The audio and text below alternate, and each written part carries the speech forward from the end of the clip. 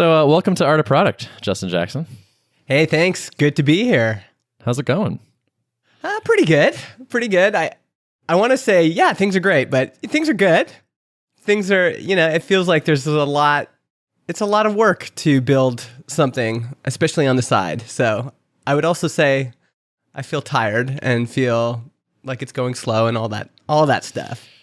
Totally. Yeah, I definitely want to dig into that. One of my explicit questions for you is like, how's your brain? What's your mental state like? I asked Derrick this too, but I think we'll all commiserate perhaps. Yeah. Actually, why don't we start with updates? We'll kind of talk about what's going on, and then we're going to filter in the details. And if you don't know Justin, you'll just have to sort of figure it out on the fly from context clues. Yeah, I like that. All right, cool. Derrick, do you want to start with some updates of what's going on? Sure, yeah. So it's been a fun week in the land of Level. I decided sort of off the cuff to launch a new landing page, and I've been working on it for a little while, doing some copywriting, trying to craft something impactful about kind of the Level value proposition.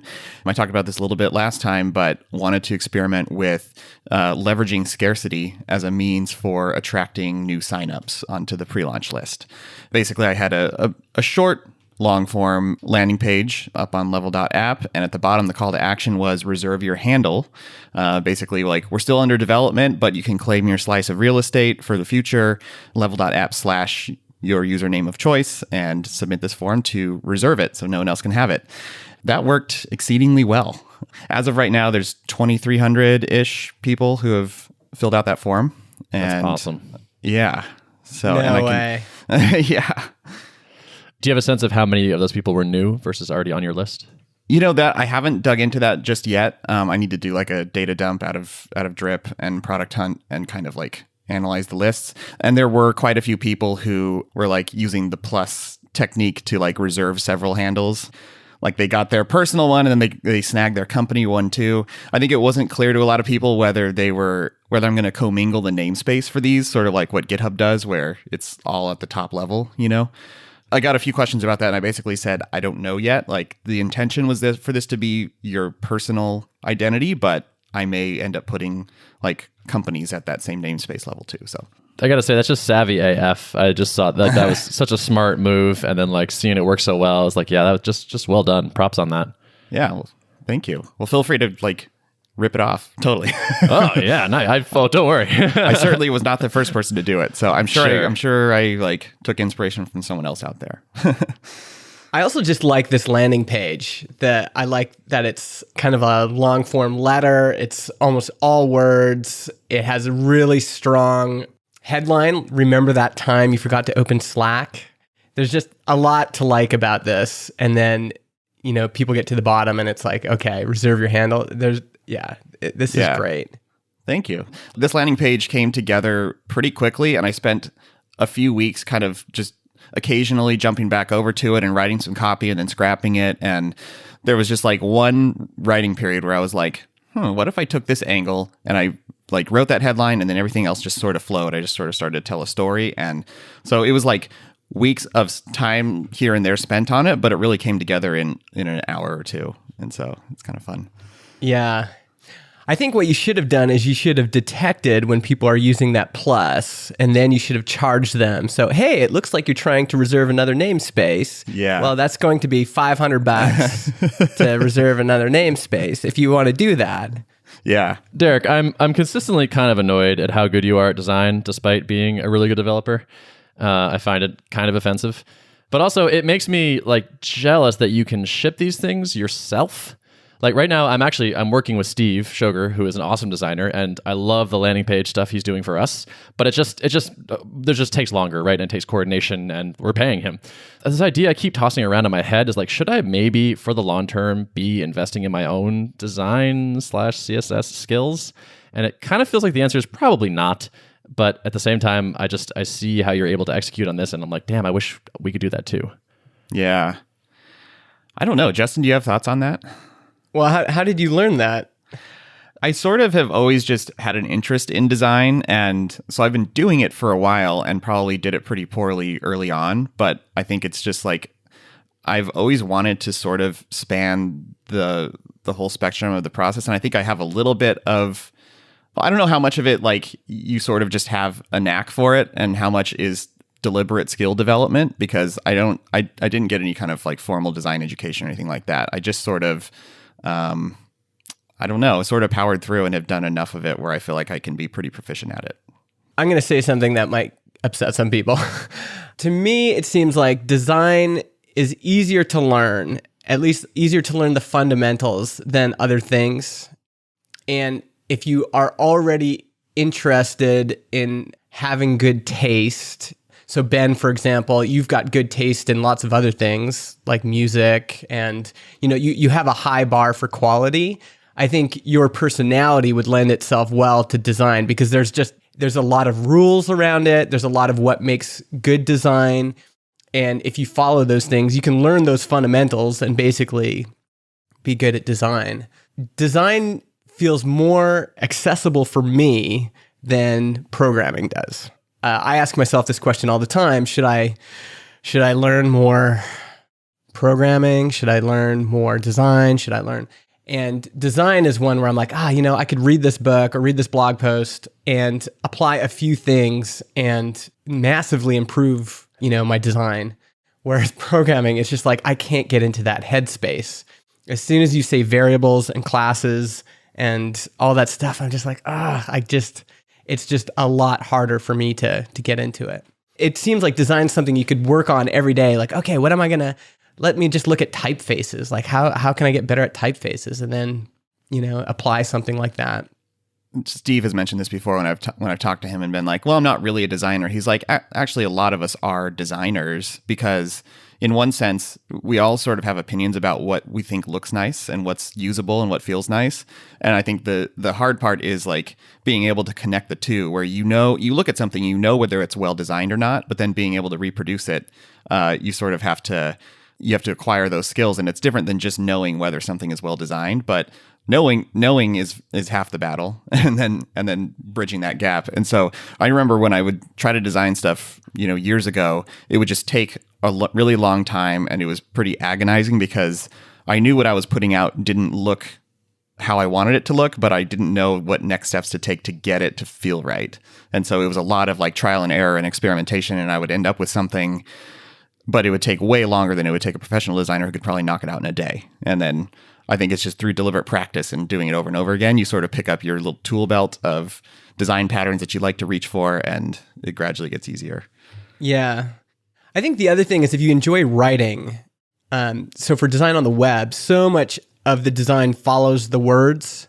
We just went through, we're building our official web page for Transistor.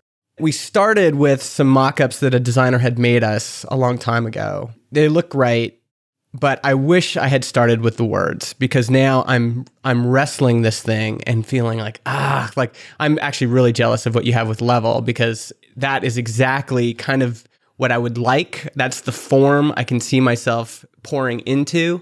But so much, especially templated design, it's like, there's all these little pockets it's like filling a cookie tray and, you got to fill everything this way. And it's like, I don't want to do that. I want to be able to start with words.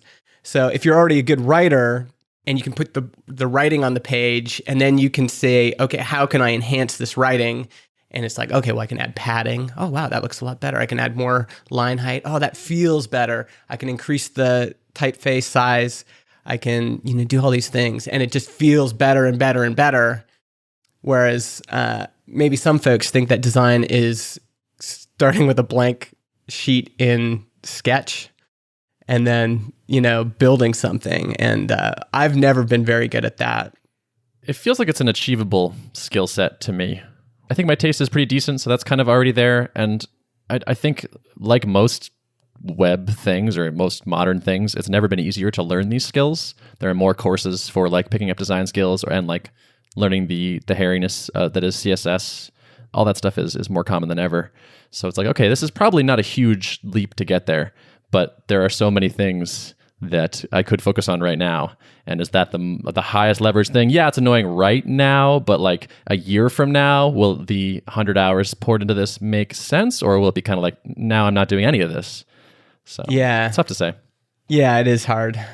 Again, I'll just say, I think of all the things, it's the one elephant you can eat a bite at a time. day after day. I mean, maybe there's programmers out there that are like, well, Justin, you could do that too. But programming, it feels infinitely more complex to me than the principles of design, which haven't changed in a long time. It's basically the same stuff we've been talking about for hundreds of years. Interesting. So, yeah. Right, because brains are kind of basically shaped the same, but telling a computer what to do is constantly changing. Yes. Yeah. Exactly. So, Derrick, I saw you get a lot of play on your share this tweet thing after people signed up. Yeah, that worked well, and I think it kind of goes back to that lesson we picked up from MicroConf, which is just ask people for a favor in a genuine way. And so that's what I did when they submitted the form. I just swapped it out with like a little emoji, like, sweet, we saved your handle for you. If you could do us a big favor, it would help out a lot if you just, tweet this out to your friends. Here's a tweet button for you. I haven't gone through and counted, but it was quite a few. Like, I was sort of checking in on that throughout the day, and there was a steady stream of them getting spread around. Can I tell you what I think is the essential piece of that? What? So there's a lot of folks that do stuff like that. There's Thunderclap or whatever. This is why I did it, is because I saw other people I knew and respected doing it, and I had a relationship with you. And so I think outside of that context, those kinds of things are much more difficult, because if you're just some random faceless app and you're asking me to tweet something to my audience just because I signed up, I'm not going to do it. There's an emotional job there, which is, I like Derrick. I want to let Derrick know that I'm supporting him. That's a huge one, I think. Also, other folks I like are doing it. So there's this kind of pack. This is acceptable within my group. Whereas if I like did a random thunderclap for a random app, people would be like, Justin, what are you doing? Like, this is cheesy or, whatever. So I think that's the missing piece. That's not like a tactic people can just take off the shelf and apply.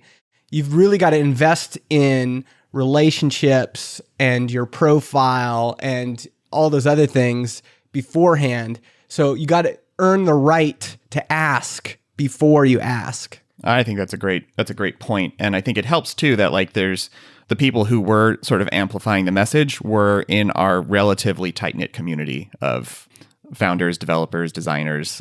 It sort of did help that I think others saw it, and that sort of like led to others then feeling more likely to click the button. Do you recall, did you see the copy, and was there anything that you would have changed on the ask? I can pull up what the actual verbiage is, but I changed the tweet just because I didn't want to have the same thing as everyone else. Again, sometimes I see those thunderclaps and I'm like, everybody is tweeting this stupid thing. Whereas this was like, oh, another person signed up for Level for Derrick's thing. That's cool. Yeah, to me, it was well executed. That point is something that we've actually come to a couple times on this podcast, where the best way to make a thing that works is to spend a few years building relationships and a reputation and an audience, and then try to do a thing. And it turns out it's going to be a lot easier than if you hadn't. And there's different ways to do that. I mean, and there is other ways to do this. Like Ruben Gamez does not care at all about building an audience or a profile or anything. To a certain extent, Ian Landsman is like this. And, they just want to build the product and then find a channel, SEO or something else. It is one way to stand out is, hey, this is Derrick. You might remember me from the conference. You might remember me from Drip. You might remember me from Twitter. And now I'm doing something new. Do you want to share this? And it's just so personal. Nate Cotney, when he had Draft, well, he still has Draft, I think. He did this so well. He had a page with him and his dog on it and just saying, hey, this is me, Derrick, and I'm just a guy building software, and I like to write, I like to program, here's my dog. And that personal approach really stands out on the internet where, a lot of websites just look like faceless brands. So I think there's multiple ways to do it, and this is one good way to do it. The level of transparency that I've chosen to use with this has made the process so much more fun than it would be if I were just trying to I could be going the more anonymous route, hiring a someone to write content and produce blog articles, try to build up SEO, try to do, paid ads and just get at different channels that way. But like getting that real-time feedback from actual humans who are excited about it and feel like they're on board with the journey it's been a lot of what keeps me going on the day-to-day, I'm also pretty convinced that people like buying from people they like. Yeah. Like, I think you will win customers who might have chosen other things just because, like, well, let's use Derrick's thing. Yeah, exactly. I keep balancing this in my head because I know there's other approaches. And I think this is why it's important to identify what you want. What do you want? What do you value? What do you like? And I'm exactly like you, Ben. I like buying from people I like. I've purchased every single thing Jason Fried has ever made, I think. And it's just because I liked his writing from the beginning. I could identify with him. His next book that comes out, I'm going to buy it. It's just because I don't even need to read the reviews. I just like him. I like his writing. I'm done, right? But, other people might not buy that way. They might not appreciate that. They might not value that. But that's the way I buy. And those are, like, one of my values is buying from people I know, building relationships. Although I also think that there is just humans in general, and maybe this is what you're getting to, Ben. Humans in general respond to people that know them or have some sort of connection with them.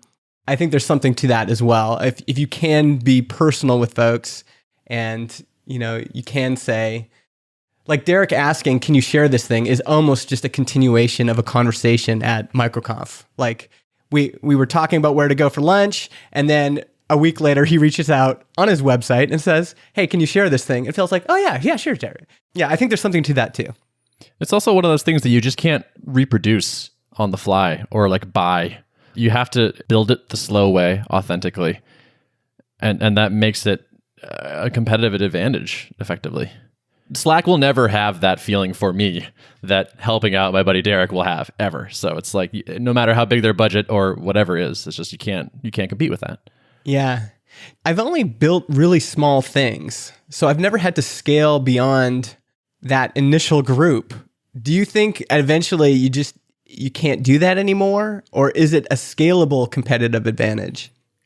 Well, I feel like Basecamp is one example of, I think they still feel very connected to their core audience, and a lot of what their marketing is, they say this, they don't do a lot of marketing deliberately, and they don't care about SEO, and they don't care about a lot of the things that traditional marketers care about, but their biggest form, I think, is like writing Medium posts and tweeting and being just in the community.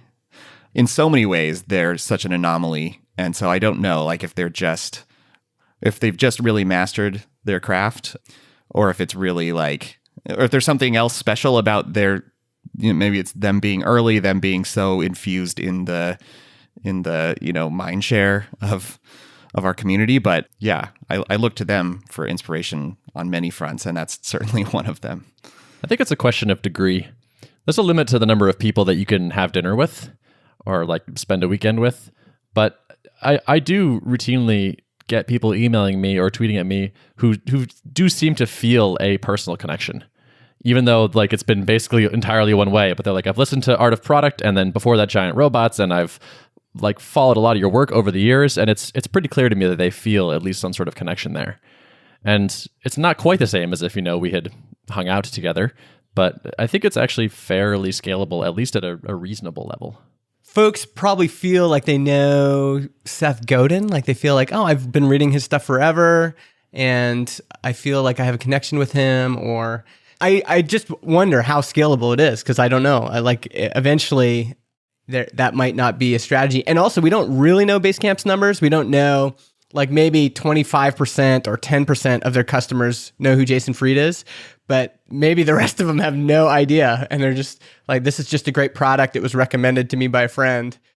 So yeah, it's hard to tell what's going on for real. Yep. Well, shall we continue with updates? We shall. Yeah. It's a fun little digression, though. Let's not shy away from those. I thought that was good. Yeah. Got to stay on board. Yeah. I can go next, I guess, unless you have anything else, Derrick. No, go for it. All right. So it's been a really good week. I actually have pre-sold $700 worth of Tuple accounts. And I have verbal yeses for another 500 on top of that have not come in, but I suspect will. Wow. So how did you get verbal yeses from 500 people? No, dollars. Oh, $500. $500. I was like, another 500. I'm like, wow. Yeah. You're that would killing be it. the worst email inbox of all time. Well, Okay, so you've got $500 of, like, people have said, I'm going to spend, it's coming. I've billed $700 with Stripe already. We have that cash. And then $500 more have been promised to me via email. Oh, cool. Yeah. And how did you do that? How did you get those pre-orders? So I have basically been keeping a notes.app note on my phone as I talked to people about this. A lot of it was at MicroConf. People had heard the podcast and they were like, hey, I heard that thing you're making. And when someone would be like, hey, I'm like really interested, I'd say, well, we are going to be at one point running an alpha and it's going to cost some money. But if you're interested, if they seem like a good fit, then I would take down their email. And so I've just been working my way down that list and saying, hey, it's good to see you. Remember that thing? It's happening. Do you want to get in on this? Wow. Yeah. That's the kind of the Jason Cohen WP Engine approach of asking for a check before you build it. Yep. Totally. Yeah. It's just sort of like the next step for me for validation where it's like, yeah, everyone says they're excited, but can I actually get any dollars? And so I've just been saying, hey, like we're building this thing. We're going to start alpha soon. I can't tell you when we're going to have a thing in your hands, but like we are building it right now. We're slinging code. We're looking for a handful of people, about 20 people that I'm probably going to cap at that number. We're looking for people that will give good feedback and use the product. Basically, to get in, I'm asking people to buy an annual plan, effectively, saying like, we're going to give you access through the whole alpha plus a year after at a discount over what we're expecting our monthly rate to be. So what do you think? Very nice. Question. How many people did you ask and did you get? What was your ratio of no's to yeses? Really good. So far I have asked 12 people. I got one straight up no, and his no was like, that's actually a reasonable price. I just can't afford it. And so I was like, fine. Then I have 4 paid already, 2 verbal yeses, and then I have 4 that are out that I haven't heard back from. That's awesome. You don't even have a website for this yet, do you? Nope. So you're just going into Stripe and just like creating a thing and then... Yeah. So they have a thing now, which is great, which is like hosted invoices. Okay. So I can create an invoice and send it to somebody via email, and they go to like a page on Stripe's site and just fill in their thing. Wow. Where they can even accept ACH, which is really cool. It's like you don't even need a landing page anymore. You just need a spreadsheet with a bunch of people's names on it. Yeah, pretty much. Well, yeah, exactly. And a few years of building relationships with people over the internet. But one thing I have been doing is, so we have a landing page mock-up. So I've been attaching a screenshot of that to the email and saying, just so you can see like what we're thinking and, what we're planning on making. I think that probably helps. Yeah. It'd be cool if the Stripe app had this built in, because then maybe they do, but then you could have been at the conference and they could have said, yeah, I want to do that. You can go, oh, hey, do you want to pay for it right now? And then you could have just like done the invoice on the app or whatever, because then it would be immediate. It would be like, it's even harder to say no to that in person too, I bet. It's harder to say no, but then you would instantly get like, their reaction. You'd get, if they had more questions. It feels like if I'm in person and I can't sell you on my thing, then how am I ever going to do that on the internet? Like, you're right there. I've had people come up to me at MicroConf and go, so tell me, why should I get marketing for developers? And I'm like, and it's hard doing that in person, but if you can do it in person and nail it, then man, you can nail it anywhere. So Stripe, if you're listening, add that to your app. This is how people are using Stripe invoicing. So I'm feeling good about that, and like getting yes from people is very satisfying. Where it's like, okay, it's not just like a yeah, I'm interested. It's like a yeah, I'm paying. I want to come on to the journey. My thoughts now are, one thing I want to make sure we have in our alpha is 1 or 2 teams of people, because I think that's actually probably going to be our ideal customer. It's not like the solo person, but like the 3 to 10 developer type thing, where like a lead developer or a VP of engineering or something signs up for the product. So I'm looking for those folks as well. That's kind of like next on my list. It's like, okay, it seems that I'm selling individual people right now. Is it a totally different world when I move to the team? I should know that. And so I'm targeting some people. Right, because the ones who are going to pay you the most money, or even be like, yeah, probably the core of your paying customers, are going to be companies where there's pair programming happening all the time remotely, Yep, right? Exactly. Right. Exactly. Yeah. So probably remote first companies, or like remote exclusively companies, of some size, where it's like, yeah, hundreds of dollars, thousands of dollars are not a huge deal for us, versus a solo freelancer who maybe pairs as part of his business or her business, just different customers. And so I want to make sure I can actually sell to the different kinds of people. So, oh, by the way, if you're hearing this and you're like, wow, that's totally me and I'm interested, hit me up for sure.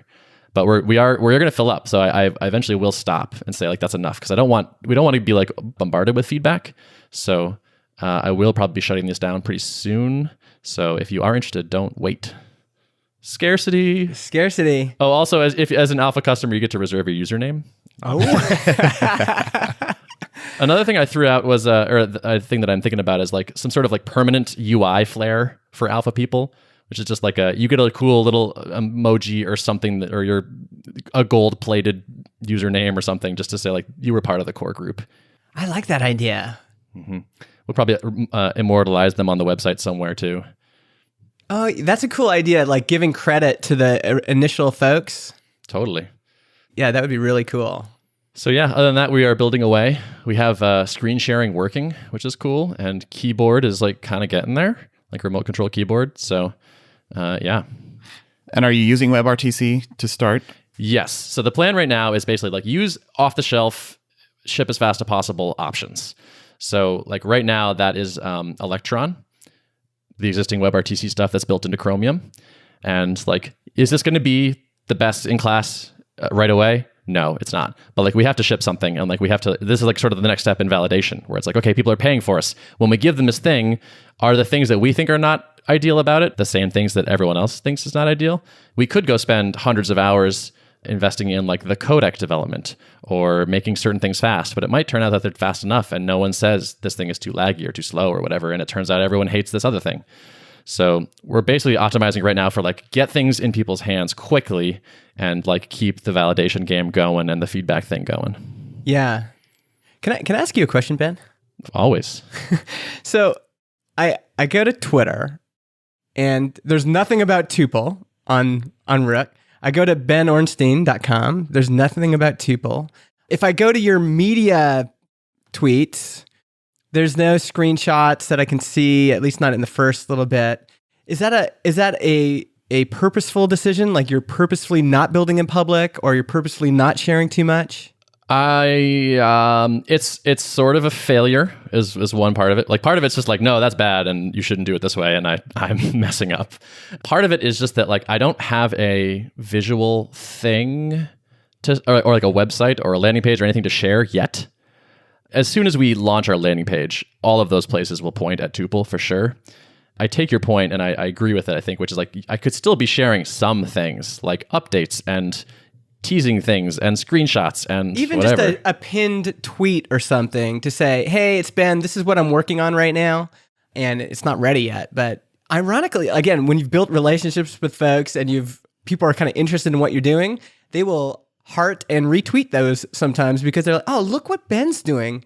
They just make great pinned tweets because then you can see, oh, this is what he's up to now. Yep. Yeah. Totally. Yeah, this is not ideal. You're right to point it out. I think that's good advice actually for anybody is to at least, it's also good practice for saying, you could say, it's like exactly the elevator pitch or the elevator question. Like, hey, Ben, what are you doing right now? Oh, well, you know how screen sharing is a real pain in the ass? Yeah. Or pair programming over the web or whatever. And I'm actually literally like mining my brain for like, what the hell is Tuple right now? I'm guessing. I think it's screen sharing and pair programming. Remote pair programming is the right way to think about it. Yeah. And so you know how that all sucks? Yeah, that totally sucks. Well, we're building a tool that makes it way better because of this and this and this. Well, that makes a great pinned tweet, whether you have 50 followers or 1,000 or whatever, that you're practicing telling your story.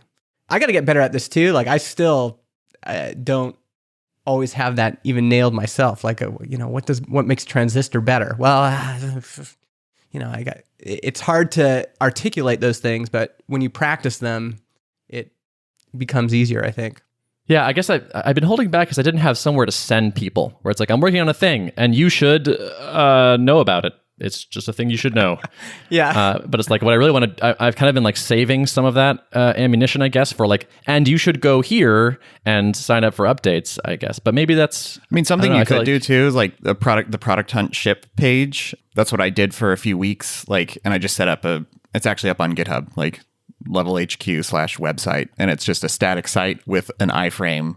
So I put that on level.app for a little while. And the nice thing about that is it has a little bit of the social proof built into it, where if you're signed into Product Hunt, it shows who of your friends have also subscribed, and you can import your existing list into there. So every time someone would subscribe, I'd sort of watch and see if there's a little bump in like others who maybe saw it on Product Hunt and like also signed on. And there didn't seem to be a lot of network effects happening for mine, which is why I've transitioned off of that to the longer form page, but it at least got me by for a few weeks.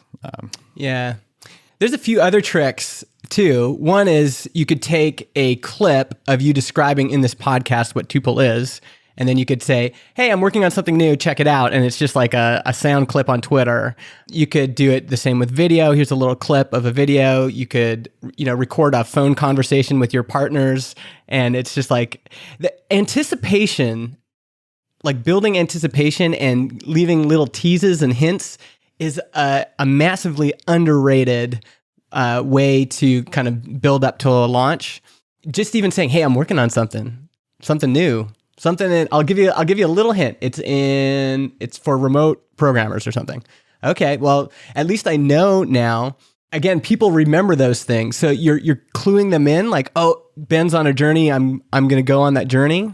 I think most people need more of those than they think they do. Like, some people might think Ben is still working full time. Some people might think Derrick's still at Drip. You need to kind of leave this breadcrumb trail for folks, especially if you've invested a lot in your relationships and profile. People need something to like follow. And you can do that without a landing page or a mailing list or anything. You can just say, hey, I'm working on something new. Here's a little... And Adam Wathan is absolutely the king of this. I was just going to say that. Mm-hmm. Like Adam is listening to this going, duh. He I've been telling you kills this. me. Yeah. I mean, I'm a good talker, but he is the best at just going, oh, like, this is interesting. I should just share this little thing. And of course, people find it interesting, right? So yeah. And then when you launch, it feels familiar.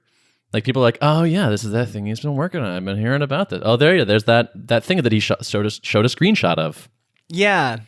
People need more time than you think they do. If all of a sudden I just, woke up one day and said, hey, I launched a podcast hosting application, people are like, whoa.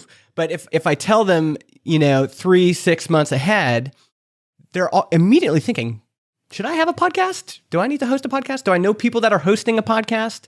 Do I, what problems have I encountered with that? We're in a meeting and my boss wants us to start a podcast for a company. Oh yeah, Justin's starting that thing. It just gives them time to process it as opposed to just surprising them like, hey, surprise, hey, I got something new.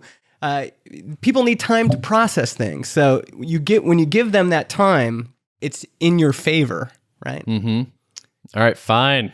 I'll tweet about it. Jesus. This mastermind is brutal. I'm even thinking, like, because relationships are so powerful, I'm thinking right now, how would I use this thing? And immediately what I thought of is I am doing a little bit of Rails development because I just want to have some sort of something in the actual application development. And it took me like simple things like setting up my environment and just clearing dependency problems. I had to have someone sitting right next to me to accomplish that. And there was no easy way. I have simple questions for John that if I could just, John's my partner in Chicago, if I could just jump on a thing with him and have him show me, it would be, he could answer it right away. But there's no medium to do that. And so I'd be like, well, maybe I would use this for that. You could open up your marketplace on Tuple for experts to quickly jump on and help you out. Actually, it's not a terrible idea. That's actually something we were kicking around today. Is like as almost like a marketing activity. It's like I will pair with anyone who wants to join for 20 minutes on any sort of problem that I'm capable of doing. And to join me, just download Tuple and then join this thing. And it's like, okay, maybe I could get 10 people a day using the app that haven't done it, and then like dog fooding the crap out of it myself. Yeah. There might be some interesting applications there for like if you're doing an online workshop, programming workshop, can you have multiple people join, or does it always have to be pairs? Can you have, like there could be something there that's why you got to get it into real people's hands, because all of a sudden it's like, we thought our customer was, hardcore developers, but it turns out it's marketing jackasses like Justin that just want to, edit the view and Rails, right? Like that's it. Yeah. Exactly. You could be our least technical alpha member. I should. How much? What's a year? What is it? How much is it for a year? I'll tell you offline. Okay. This is how deals happen, folks. Yeah, exactly. We'll chat about it. So so that's what's up with me. What's up with you, Justin? Man, is this how long updates usually take? This is long. God, no. This is usually how long a whole single episode takes. Listeners are like, what the? So I'm working on a new podcast hosting application called Transistor.fm with my buddy John. We've been doing it. Well, we signed our partnership agreement in February or something, but we've been working on it since January, and he was working on it even before then. He had built like a MVP that our first customer, Cards Against Humanity, could use. So they've been hosting their podcast since December, I think. And but we're both doing it part-time. So John works full-time for Cards, and I have a business. I think actually he's in the better situation because it's so easy to work on Transistor.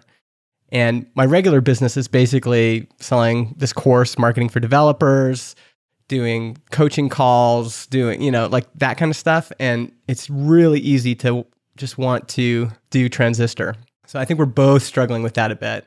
I mean, we keep launching new features every week. We're getting closer. We have about 70 early access customers. Wow. Paying customers? Paying customers, yeah. Nice. I think John wanted it to be 10, but I just keep inviting people. Our current plan is that he's going to fly here to British Columbia, and we're going to launch officially in July. So we'll see if that happens. And actually, most recently, what we've been doing, we have a podcast called Build Your SaaS. We are always kind of like, okay, here's the topic. We're going to figure out pricing. And so in the midst of the conversation, we're like supposed to figure out what we're going to do. And we got into this pricing conversation. We're like, wow, we can't figure this out on air. Like we really need to chew on this. One thing we're trying to do, we're both in our late 30s. Probably everyone has this propensity, but there's this propensity to always want to make it seem like you have all the answers and that you're, I've been working with SaaS companies since 2008. Like I should know this stuff, but we're really trying to bury our egos and reach out for help whenever we can. I booked a call with Nathan Barry. I booked a call with Rob Walling. I booked a call with Patrick Campbell from Price Intelligently, and just said... Please don't say Rob Walling's name on this podcast, by the way. Oh. There's a feud right now. We're going to have to edit that out. It's just going to be beeps. An unnamed person. Sorry. Anyway, I booked some calls, and massively helpful because our initial ideas for pricing were dumb. Like they were just dumb. I don't know what that saying is. You can't see the forest for the trees or whatever. But when the trees are right in front of you, like you're in the forest and you just can't see, you're looking around and you're in the weeds, having someone else, and sometimes they don't even need to have a lot of expertise, but someone else that can just look at your situation and go, well, there's a lot of other stuff I'm seeing that you're not seeing. To have a bunch of those conversations, and basically every single person was aligned. They're all like, I would not price it that way. So we were going to price it based on number of shows. Because in the enterprise space, in the podcast enterprise space, that's what people do. because they're selling to radio stations and big podcast networks, but that's not our target market. Our target market is, we think, is businesses, specifically tech businesses that want a podcast. And so they're like, this is a bad way to price. Your value proposition doesn't scale with your main cost center, which is bandwidth. So Cards Against Humanity's had 3.8 million downloads since they launched. It's like, hey, are you guys losing money on them? And we're like, well, we don't know. We might be. They're like, well, you should definitely make your pricing, if you can, it's better to have your main value proposition relate to your main cost center and have expansion revenue kind of go with that, right? What they were suggesting is downloads, number of downloads. The more downloads you get, the more you get charged. It's also theoretically the main thing people want. Like when we do interviews with customers, we're like, what's the number one thing you want? More listeners. That's what they want. That's what we're working on right now. Getting closer to that, figuring out, what we're going to charge initially. That's kind of like the last piece, it feels like. We have lots more product stuff we want to build, but that's the piece we want to have in place so that we can launch in July. Well, the rules are that once you pick a price, you can never change it. So make sure you get it perfect. Exactly. Well, and that's the other thing. We know that we can change it. The interesting thing about doing the transparency, though, so we published these 3 episodes on pricing, and we have customers that are listening to this, and they reach out and they're like, I love the idea of charging, because we introduced the early access based on shows. So they're like, they know that they have to pay for more shows. But we had a customer say, I love the idea of downloads because I want to launch more shows, but we don't want to make it prohibitive for people to be more creative with our platform. But, when you're thinking like, oh, do I really want to add another show that's just an experiment? Nah, it's going to cost me more money. But if we can say, you get this many downloads and you can start as many shows as you want, then people can exercise some creativity. And so our customers are responding and saying, when can I switch to that plan? Because that plan is that's what I want. So that's exciting to have that kind of feedback from folks. Yeah. I've also been thinking a lot about, I called it activation, because actually, and while you're talking, Ben, this triggered something in me, which is you've been able to get people to pay for something that doesn't exist, which is an incredible thing. Like that's, and Derrick, you've been able to get someone to sign up for something that doesn't exist, which is incredible. It shows that, you've invested all those things that we talked about, like you've invested in community, you've got a hook that is hooking people. And I think all of that stuff's incredible. What I've been thinking about lately, though, is what comes after that, which is, sure, I can get people to sign up. I can even get people to pay for this, but can I get people to use it and keep using it? My friend owns a skateboard shop here in Vernon, and we were talking, and he was talking about, how some of his customers will just come in, buy a board, and put it on their wall like it's an art piece. And those are actually not very good customers for him because, sure, they paid him, but they're never going to buy more equipment. They're never going to buy, they're never going to break a board and need to come back. They're one-time customers, and that's done. And then as we were talking, we saw these 2 girls skateboard by the shop. And he's like, oh, those are the 2 girls that bought boards for the first time last week. So they've been activated. They bought the boards and now they're out skateboarding. That's a very good sign for him because it means that there'll be future revenue. And I think that's one thing that worries me, that keeps me up at night a little bit, is I'm sure for all of our apps, like every app needs usage, but specifically in podcasting, if people are not creating shows and they're not uploading episodes, that is going to be very bad for our business long term. And so activation and usage is something that's on my mind. In the ebook course space, we get a lot of people who do not activate. They just buy, and we're happy to take their money.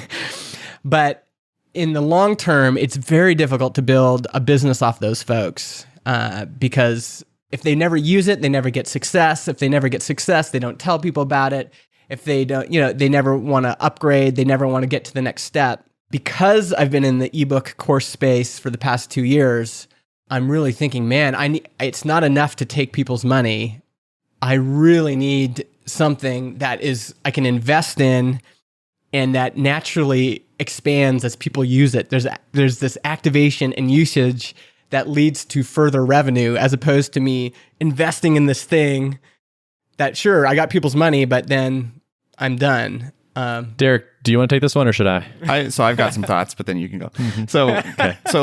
So you're building a service, right? And the service is software. You're hosting podcasts, but something that's really kind of interesting about Stripe's strategy is that, they're launching Atlas to help you start companies. And they're doing that because they want to make it the on-ramp easier for people to build businesses, which will then in turn turn into, revenue that is billed through Stripe. They're investing in this other thing that ends up this virtuous cycle of revenue back into their company.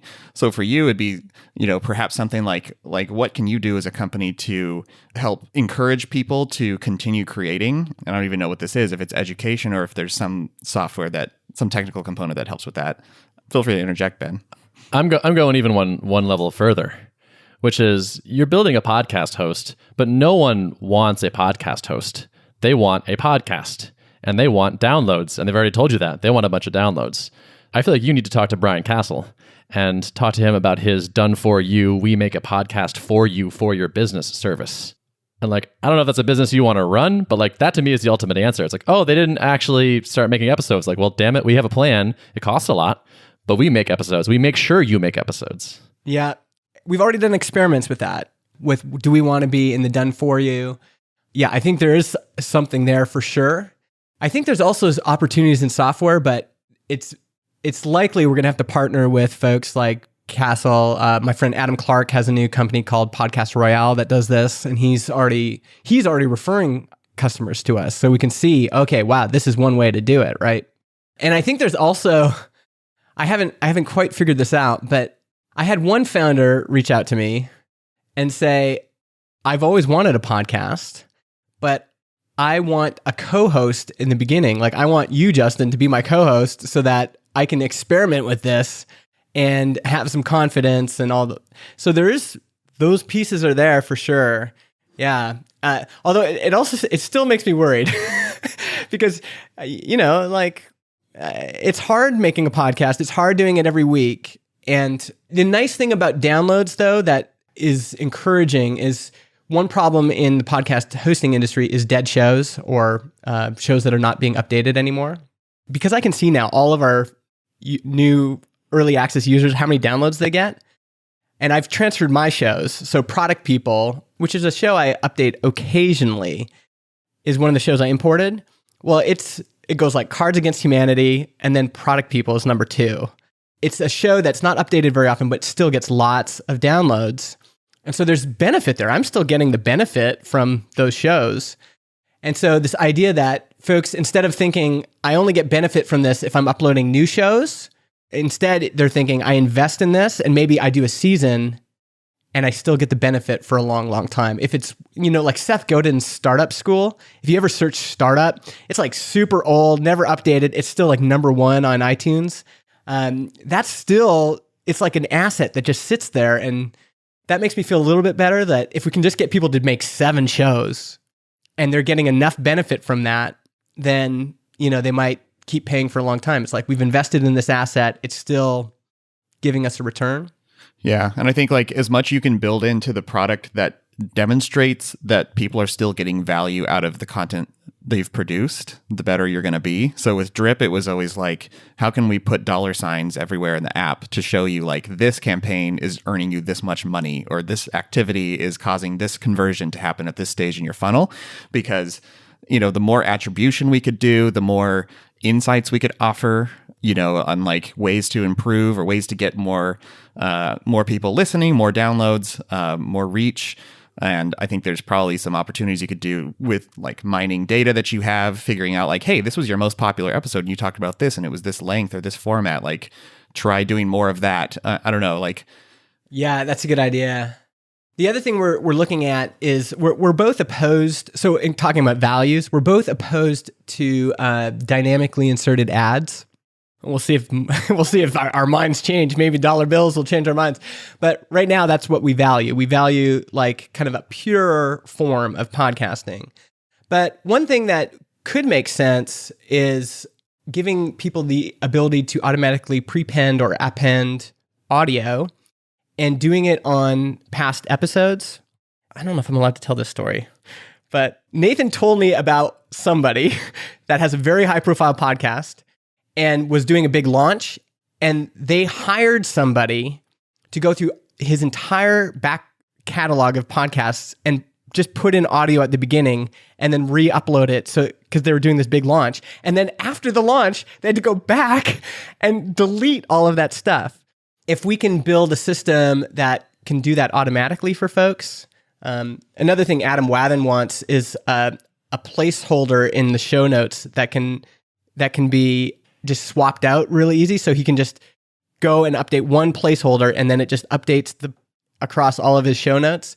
That idea plus in the audio itself, basically putting a value on your back catalog of a podcast and saying, like Derrick said, like if there's one episode that's like killing it, hey, why don't you append some audio before this and, mention your new thing. So yeah, we're thinking about some of that stuff too. I understand your fears though. Like so I started a tiny little podcast hosting thing one time. And the thing I found with it was that it was totally an aspirational thing for a lot of people. And it was like, you've always wanted to start a podcast, right? And they're like, heck yeah. And so I'm like, all right, we're going to do it. And then we would, and they would record like one episode and they'd be like, yeah, that's enough for me. And these weren't businesses. These were like, casual people for sure. But it wasn't like they're like, God, I need a podcast. They didn't wake up every morning thinking like, where's my podcast? Yeah, exactly. But they want the thing. It's just like anything. So I just signed up for Write Message. I had kind of a joke on Twitter, like how long it took Brennan to get me as a customer. It took him a long time. Like he asked me, I've got like in this one Slack group I'm in, there's like 20 messages from Brennan, like, hey, do you want to sign up? And I'm going to do it for my MegaMaker business, so books and courses. But I got in there once and, fiddled around with a few things, and I haven't been back. And now the clock is ticking because that initial inspiration is dying, and now it's been a week. So now I'm starting to think, fuck, I paid $99 for this. Like I'm starting to get that feeling that you get when you haven't used something. And it shows like, if I can get some activation, if I can get, and Brennan, if you're listening, this would be a good time to reach out and just set up my account for me. But, like that's a great product. But I just ran into a few things. There was a few things I couldn't do. And I'm like, whatever. I'm done, right? It's like that for a lot of products. You can't, this is the death of project management apps is you're already using one and someone says, hey, do you want to check out mine? You're like, sure. And you check it out and you're like, okay. No. But until you really activate, until you get some sort of like, you put something in and then you get something out. If that doesn't happen pretty quick, then it's just on the back of your mind like, okay, I'm not going to cancel right away because Brennan's my friend. But if 3 months go by and I haven't used this thing, I'm going to cancel. All products have that problem. And even going back to the skateboard thing, like you might buy a skateboard thinking, yes, I'm actually going to go and learn to skateboard. But it sits in your room for 2 weeks and then, clothes get put on it. And then the more it sits there, the more you get guilty about it, the more it feels like a weight on you. And then you're like, forget it. I'm never going to learn how. I'm just going to give this to my little brother. There's a really good talk at MicroConf that Justin Mayers did. And at one point he mentioned, kind of offhandedly, we did the math and we realized that customer success people caused such an increase in our activation rates and the expansion revenue that they paid for themselves, that hiring additional customer success people was profitable. And so once we realized that, we just started going nuts on that. And I'm sitting here thinking that for like, maybe they have one at Write Message, I don't know. But like if someone had like been keeping tabs on you and saying, hey, Justin is not actually activated, like I'm going to like reach out to him and maybe do some work for free if I need to get him over that hump. Yeah. And I think the challenge is it takes more than automated messages. Like totally, I'm so used to getting automated messages like, hey, it looks like you haven't set up your thing. And do you want to reach out? Absolutely, I'm like, doesn't work. No, I don't want to do that. I want This reminds me of like the first SaaS company I worked for was an email newsletter company. I got started on customer support. And one of the things I realized was if I watched new accounts sign up and I would just go into their account, set up their template with their logo and stuff from their website, and then they would go into their account and it would be magically their newsletter template would have all the stuff from their website. And people loved it. Like, and exactly that thing. Whenever I did that with an account, they were like way more likely that they would sign up for a paid plan and stick around. And so I could see that, like customer support people like reaching out and just going, again, it's almost like you got to be a bit ballsy, like reach out to me on Twitter DMs or something and say, hey, like, can I help you get this thing set up?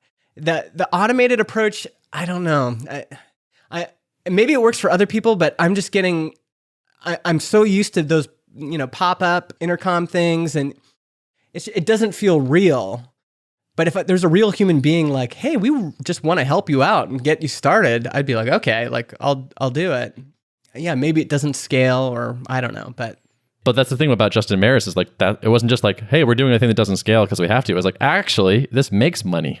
Yeah, and for them, you could see like once people get it installed and it starts like generating revenue, man, like I'm in, and it's kind of, again, like, I don't know why more consultants don't do this, is I get pitched all the time about stuff I do not care about at all.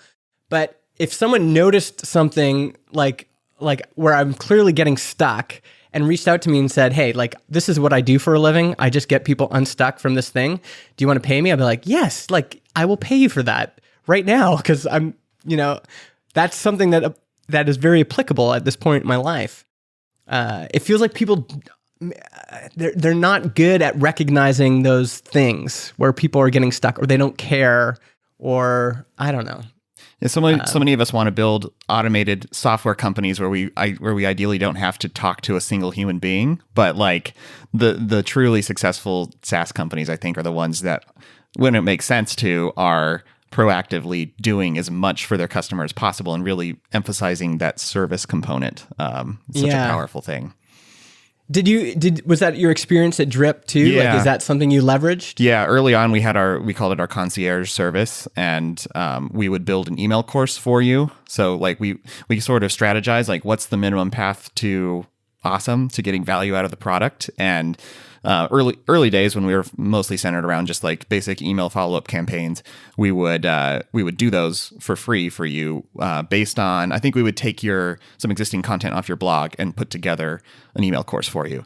And then for a while, I think we even did some of the like fully done for you evergreen, like give us some ideas and we'll go off and write a 5-part email course. I think we did that for free for a while, and then we started offering it for $500 maybe. But yeah, that stuff was huge in the early days. And the services component is still a big thing, at least account migrations. And now it's like, Drip is a much more complicated product, but I think there's still like a big service component that we have. Yeah. There's automated ways to do some of this, having a template built in that has prompts and things is one way to do this with software. But there's no replacement for a real human being going in and seeing where you really got stuck. Like, it's not just a mixed panel trigger that says, oh man, they got stuck at this part of the funnel. Like a real human being going, oh man, what's going on with this particular person in their context, and saying, man, I can fix that right now. I do this all the time. Like, super easy. What's super easy for you is probably really hard for some of these customers. And the times where people have done that for me, I remember it forever, and I'm just way more likely to stick around. Builds so much goodwill too. Yeah.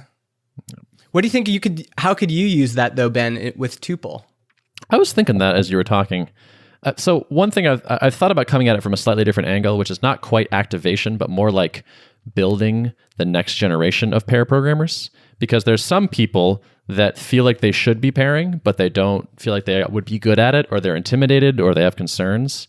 And so one thing I strongly suspect that we will be building, either as like a low cost product or for free, is some sort of pairing course or book or something. Actually, I think that's another good hook for sure. There's certain things that always bubble to the surface and pair programming is one of them. It's like it's either a senior person is thinking, how can I should be doing this more. I should be better at it. I'm not very good at it. Or a junior person feeling like, how do I do this more? Or I don't know. There's always some anxieties around it. It's also an angle that I think we will probably use to sell to the people I think are our ideal customers, like engineering managers, where it's like, you know your team should be pairing. Does your team pair enough? Are you happy with the amount of pairings happening? Well, not exactly. Okay, well, we have this workshop where we'll spend a day with your people and we will go over good technique and watch examples of people pairing or whatever it takes. And, oh, hey, it comes with 6 months of Tuple or whatever, something like that. Well, it'll also, that's perfect because then right in the course, you're using Tuple and showing, like, here's the product I use. It's called Tuple. I own it. But you guys have access to this, just so you know. You'll get the invite at the end of the course or whatever. Yeah, that's super powerful. And then you can charge for that. Like that's like a, that's like an enterprisey thousands of dollars kind of product. Yeah. So suddenly an extra $1,000 for Tuple for 4 people or whatever it is like, oh, okay, sure, yeah. Yeah, that's just part of it. I think you can use automated prompts. I just think automated prompts are easy to do poorly. But if you really have some good logic, like, hey, Ben, it looks like you haven't paired with Janet in 3 weeks. If that's an appropriate notification to send somebody and it's actually helpful, like people are getting those and going, oh yeah, like, thank you so much. I gotta remember to do that more often, then at least, that could work well. But I've just never, I don't know, with all this talk about AI and all that, I've never seen like great automated notifications where I'm like, yes, you got me right in time. Like, sure. Thanks for sending that over. My guess also is that programmer types, like technical types, people that have experience with automation of that sort will be particularly unaffected by it. Where it's like, when I get those emails, I always know what it is. Like, I can see the conditionals behind the scenes that's like sending me this email. So this is where having a profile and having, a following could be helpful, because if you're talking about pair programming all the time, that becomes the trigger, right? So it's like, I'm on Twitter and I'm a Tuple customer, and all of a sudden Ben's talking about pair programming. It's like, oh yeah, I need to do that more. Or I should, or even just a human being, like, if you tweeted like, when was the last time you paired with the most junior person of your team? And then you're like, whoa, oh yeah, when was the last time? That's different than an automated message. And maybe that's your key, is just, for sure. I like that. Again, Adam Wathan is always getting people to think about testing and refactoring because he's talking about it all the time. Like, I don't can I swear on this program? I don't care at all about refactoring. Like, but I'm thinking about it all the time because Adam's tweeting it all the time. Yeah, it's providing, as corny as it sounds, it's being a thought leader in the thing that's tangential to the technology you're building or the business you're building, right? Yep. And that's totally where you want to be. Where it's like, when I made a refactoring course for Rails apps, it was like, yeah, that makes sense. A lot of people think of me as the refactoring guy. And so like, I have to now become the pairing guy. Yeah. That's the next phase. Yeah. And as soon as you can, like, it would be okay for you to do some pairing right now with bad tools, and for folks to go, oh yeah, this is the thing.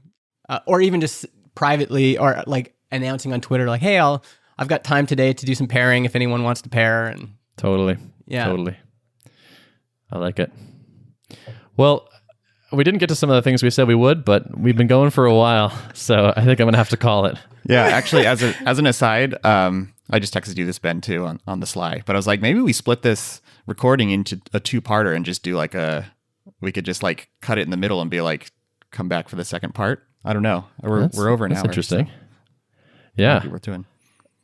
I don't have any strong feelings about it. I lean slightly towards just release it because, I don't know, people, whenever I hear a really good podcast and the conversation is really good and then someone's like, well, we should really wrap up because we're out of time. I'm like, no, like, it's good. Don't stop. Keep doing the good. And who cares how long it normally is? That's true. No, this was a good one. This is good. Yeah. I felt like we were solid. Like, we went longer than usual, but the conversation was awesome. So I was just like, let's just keep rolling. Yeah. By the way, that is a feature I want in every podcatcher, is for it to record when people audibly say something, like a listener says something like, hey, wait, no, stop, no, keep going. Or like they want to interject and like give their opinion. That I think because people do that all the time. They yell at their podcatchers, right? Like, "Hey, no, don't do that," or whatever. So you want to install a listening device? Yeah. I mean, it has a few problems, but one thing for anyone listening right now, like if there's been moments where you've had those, like you've wanted to interject in our conversation, I want to hear it. Like I want you to get us on Twitter or something. That's so interesting to hear when people, there's something that motivated them so much. Like I've got to get in this conversation. Yeah. That does happen occasionally too. It happened this morning. We talked about Vim tooling last time, and I got a random tweet from a listener that's like, "You should check out this plugin." Like nice. Totally without any Yeah, context, but like I know what he's talking about because I know he listened to the podcast today. Nice. I think that's a given. If you talk about Vim in a podcast, you're going to get some. That's true. Yeah, that's for sure. Diehard fans. Yeah.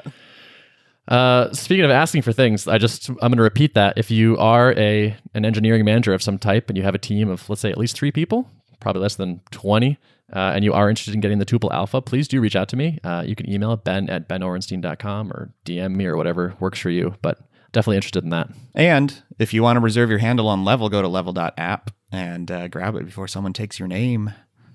Mm-hmm. And if you want to yell at me on the internet, get me on Twitter, Justin. What about Transistor? You can sign up for Transistor too. Transistor.fm if you want to start a podcast, or if you have one already and you want to switch. We're not doing any early access anymore, but we'll be launching in July. There's a waiting list there. Justin promises that he will make a podcast for you if you sign up. You heard it here, folks. Yeah. Cool. I'll be your wingman. Perfect. And show notes, Mr. Derrick? Yeah, show notes at artofproductpodcast.com. Awesome. Thanks for listening. Cool. Bye-bye. Thanks. Bye.